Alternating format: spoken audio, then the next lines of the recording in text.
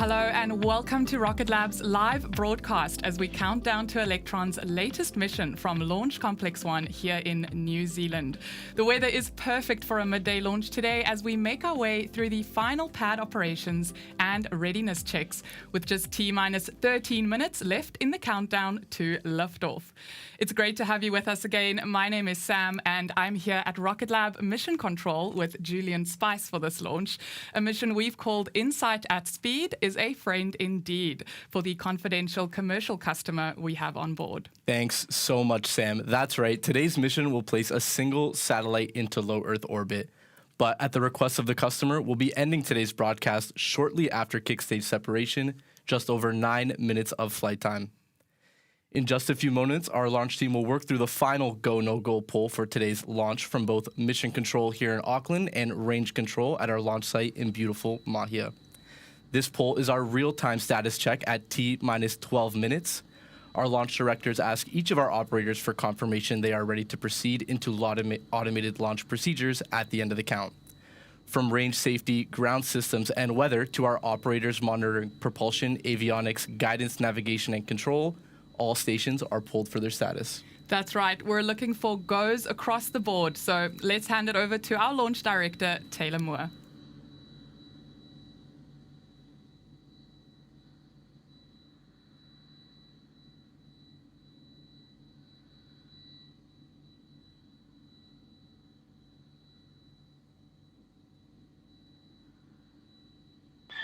Proceeding with the go, no-go sequence, commencing with stage.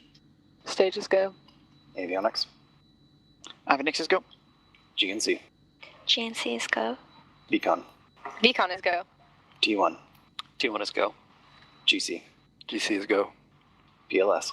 PLS is go. RSO. RSO is go. MET. MET is go. MM. MM is go.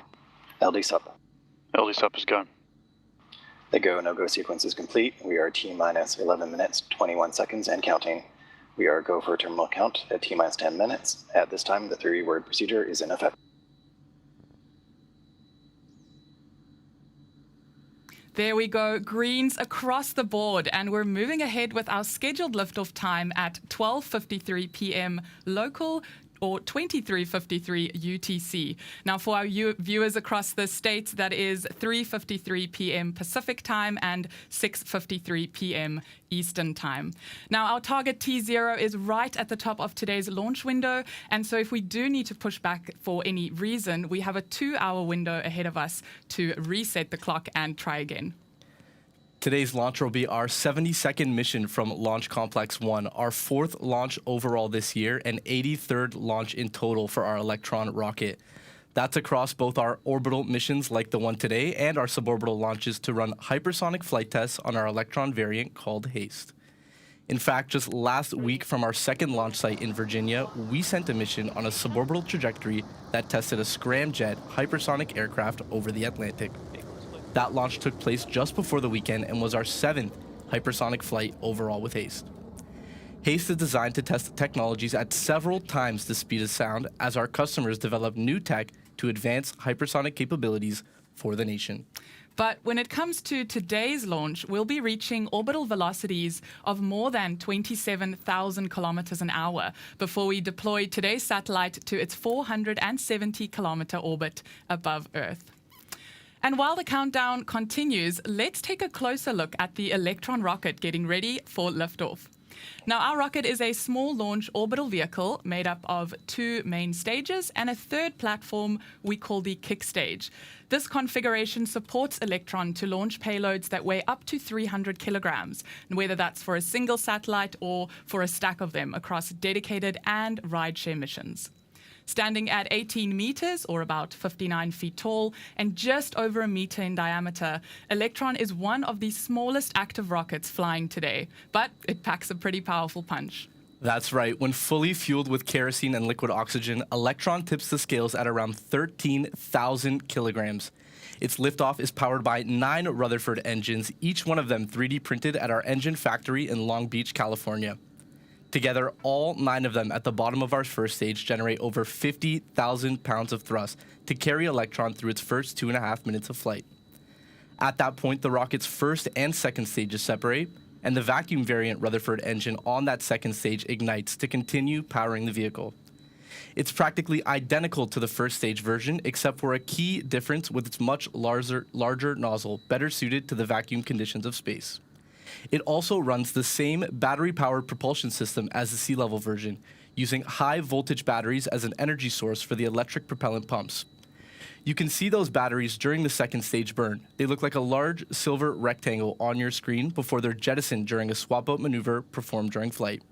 That's right, and at the top of the rocket, of course, is its nose cone, the payload fairing. Now, like the rest of the rocket, this section is made from carbon composite material to make the structure super lightweight yet perfectly durable under those acceleration conditions. That fairing splits open shortly after the first stage is separated, which is when the payload is exposed to space for the very first time after liftoff. Now, we won't have a camera view of that jettison moment, but you will most likely be able to see those two fairing halves fall away on live camera. And then to round things out with Electron, transporting the satellite to space today is our platform within that fairing called the kick stage. It runs its own 3D printed engine called Curie and can be maneuvered and reoriented using cold gas reaction control thrusters. It's trusted to deploy the satellite to the highly precise orbital parameters required on these dedicated and rideshare launches like today's. And when we say precise, we mean it. The kick stage has a deployment accuracy within mere meters of its target, which is an incredibly complex feat when you're traveling at more than 27,000 kilometers an hour. Now, for today's mission, there's another piece of Rocket Lab technology that will play a key role in making this mission a success. The satellite onboard Electron will be deployed using a separation system that's called the Advanced Light Band, or ALB, made by our team in Silver Spring, Maryland. We've actually got one here to show you. This is the mechanism that separates the spacecraft from the launch vehicle once we reach orbit. This one's a bit smaller than the one on today's mission, but the principle is the same. It's non-pyrotechnic, which means it doesn't use explosives for separation. Instead, using a motorized release system to disengage its clamp-like band and send the satellite on its way. All in all, from liftoff to final stage separation, it's just under 10 minutes of flight time for Electron. But it takes about an hour before the satellite is fully deployed due to the circumnavigation and course correction moves required to accurately position the kick stage and its satellite above Earth. A reminder again that we will be ending the broadcast today after that final staging event, but we will be sure to share an update on payload deployment across our website and social channels when it happens to confirm mission success for Electron's 83rd launch today. Now, this launch is focused squarely on low Earth orbit, but within our space system side of the business, we've got our eyes and ambitions set a lot further into the solar system. We have a mission to Mars currently underway for NASA called Escapade. That includes 2 of our spacecraft operating right now in deep space, getting ready to be slingshot to Mars later this year to conduct a scientific study of the planet's toxic atmosphere. And while that mission continues, we're not ready to be done with Mars just yet. We've got a plan for how to deliver a Mars telecommunications orbiter for NASA designed to support everything that the agency wants to accomplish at the Red Planet, from further science and exploration to eventually human travel to Mars. Here's what it looks like.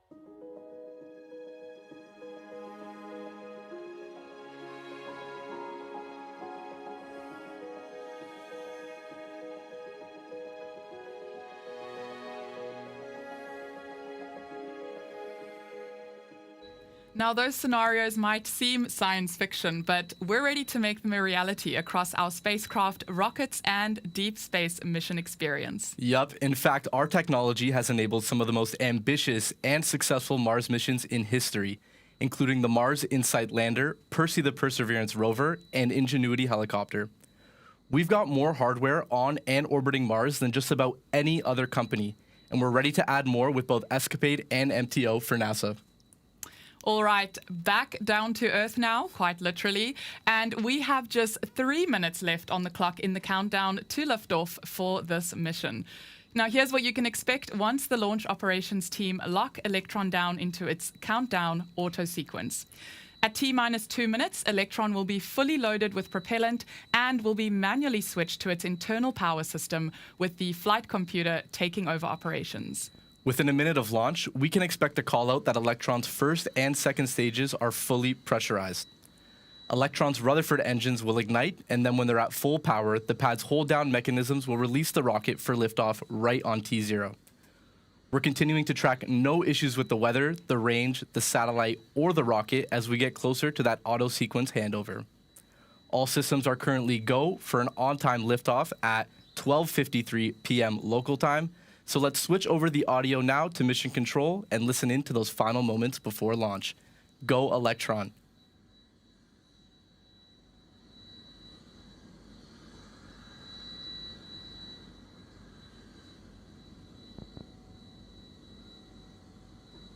The vehicle is fully on the entire part. AFTS is green, enable flight.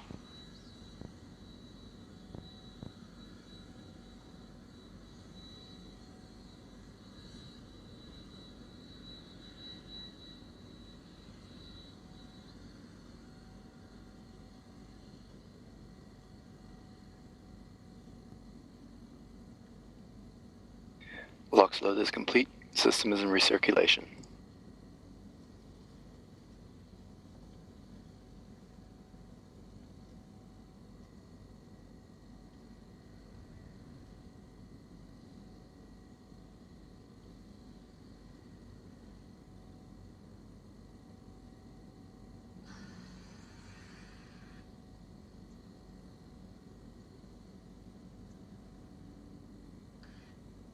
Anti-geysering is disabled.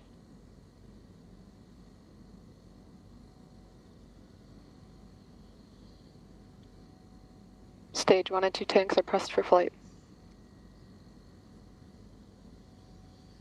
High flow engine purge enabled.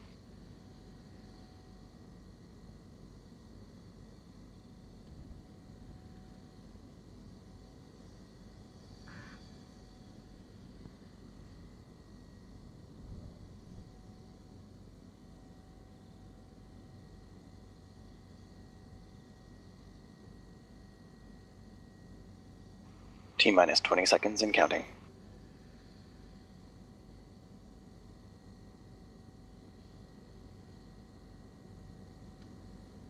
Ten, 9, 8, 7, 6, 5, 4, 3, 2, 1. Ignition. And liftoff.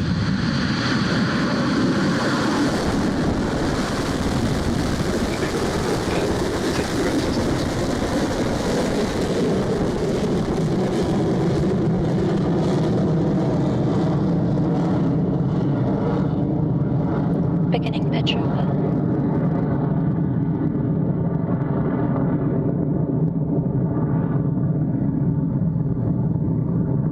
Stage 1 propulsion is nominal.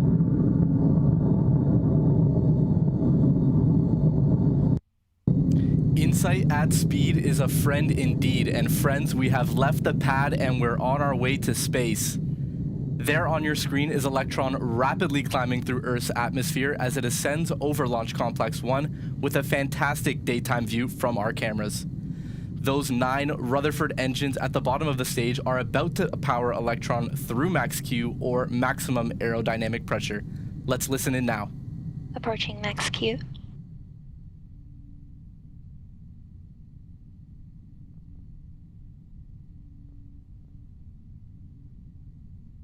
Cleared Max Q. And there goes the call for Max Q. Electron is performing nominally during this first stage burn. We're now hitting speeds of more than 22,000 kilometers an hour at more than 20 kilometers above Earth. Now, our next milestone coming up will be those staging events we talked about earlier. The first one is called MECO, or Main Engine Cutoff, when those Rutherford engines at the bottom of the rocket power down completely. Once that happens, the first and the second stages separate within a few seconds of MECO. Then, after that separation, the Rutherford engine on the second stage will ignite. So that's MECO, stage separation, and then second stage engine startup coming up very shortly at around T plus 2 minutes 40 seconds.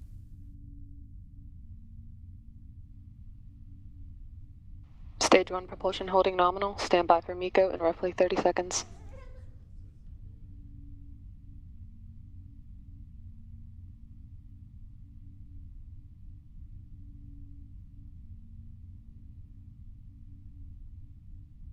"15 seconds to staging. Entered burnout detect mode.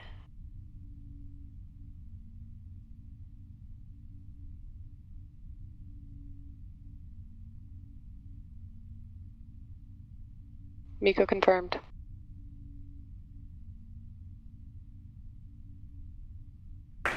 Stage 2 ignition confirmed. Stage 2 separation confirmed.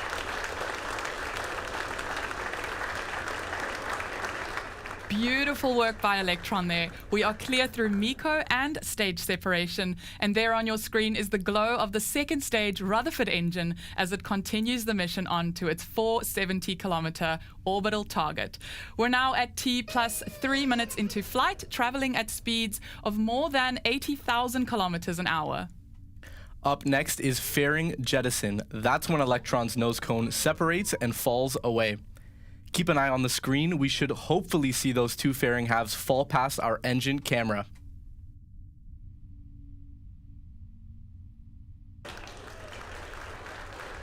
Fairing jettison confirmed.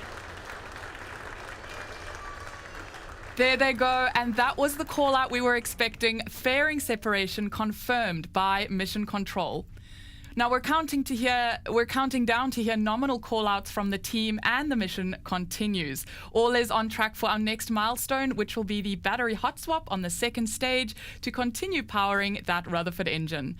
That maneuver is expected to take place at around T plus 6 minutes 40 seconds into flight. So we've got a bit of time left for those current battery packs to continue doing their thing.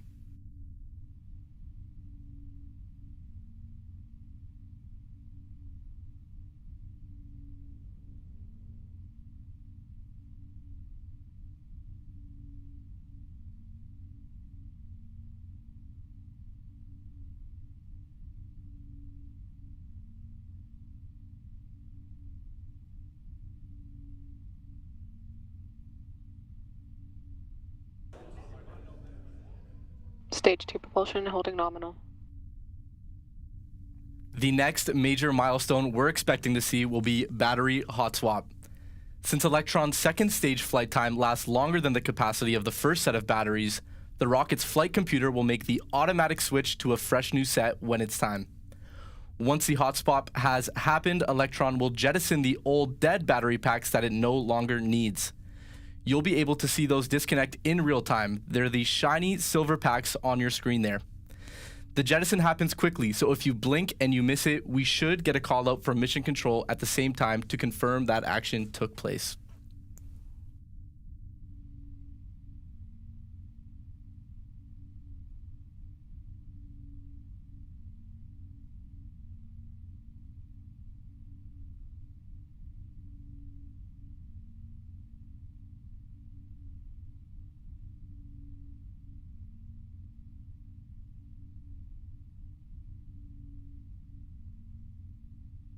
Guidance is nominal, 200 seconds remaining.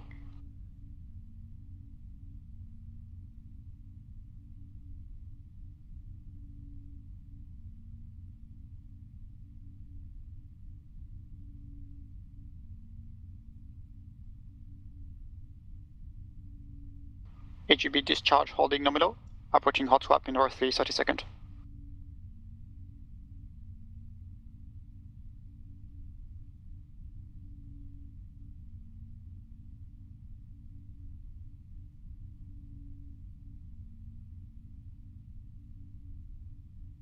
Throttling down.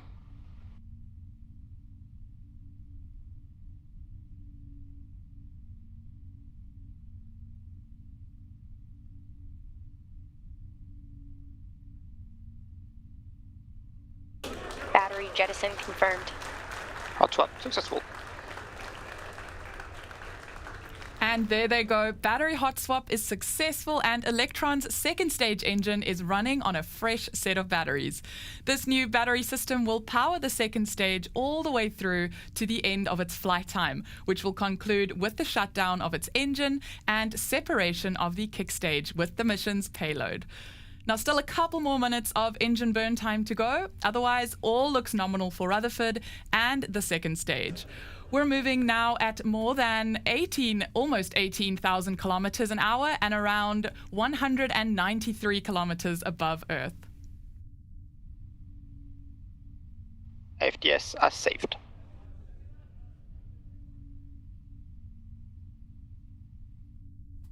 At T plus 7 minutes and 40 seconds into flight, everything is proceeding nominally for this mission.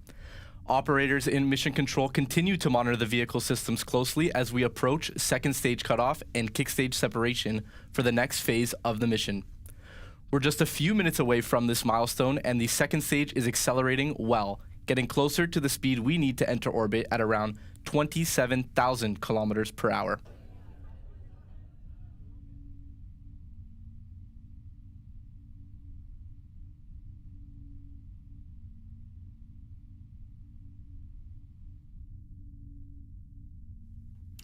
Right, we're coming up on the final actions for Electron's second stage now, with SECO just a few seconds away before we separate the kick stage with this mission satellite.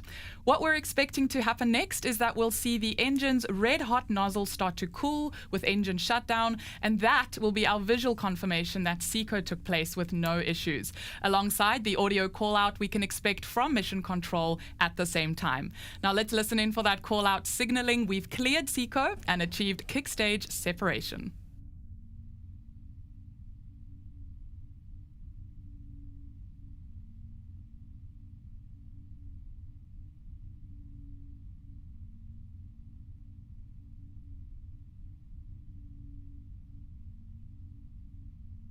SECO confirmed. Nominal transfer orbit achieved. Stage separation confirmed. Nice. That was a perfect nominal SECO and kick stage separation for this mission, confirmed across the nets and from what you just saw on the screen moments ago, with Rutherford's engine nozzle cooling down quickly. The kick stage has taken over the rest of the mission now to deliver its satellite to its 470-kilometer target orbit. It first has to complete its journey around the other side of the Earth before the kick stage's engine lights up to circularize its trajectory and deploy the payload to its new home in Leo. Congratulations to our launch team and customer on the journey so far. As we said before, we'll be ending the broadcast here while the kick stage continues the mission. But we'll share an update to confirm mission success once the satellite has been deployed within the hour. That's right. Look out for that update across our social media channels and our website at rocketlabcorp.com. Otherwise, thank you very much for joining us for our 83rd launch. We'll be back with you again soon for our next launch from Launch Complex 1. But until next time, this is Rocket Lab Mission Control signing off.